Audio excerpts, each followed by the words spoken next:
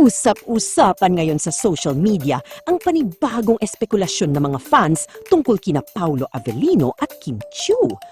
Ayon sa ilang netizens, tila posible na umanong handa ng umamin si Paolo tungkol sa tunay na estado ng kanilang relasyon, habang si Kim naman di umano ang mas pinipiling panatilihing pribado ang ilang aspeto ng kanyang personal na buhay.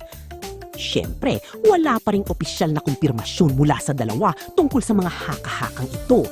Gayunpaman, hindi napipigilan ng Kim Pao fans na magbigay ng kani-kanilang obserbasyon, lalo na sa mga naging public appearances, interviews, at mga simpleng interactions ng dalawa nitong mga nakaraang buwan. Para sa maraming supporters, hindi naman mahalaga kung kailan o kung aamin man sila.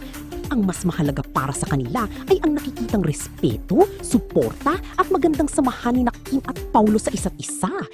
Kaya naman sa tuwing may bagong sightings, sweet moments o behind-the-scenes interactions, agad itong nagiging dahilan ng kilig at excitement online.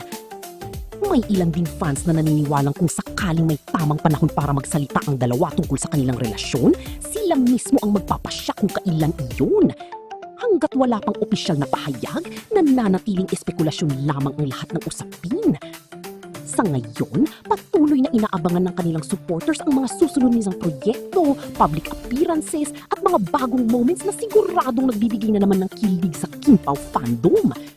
Para sa marami, kung may aaminan man balang araw, darating din iyon sa tamang panahon.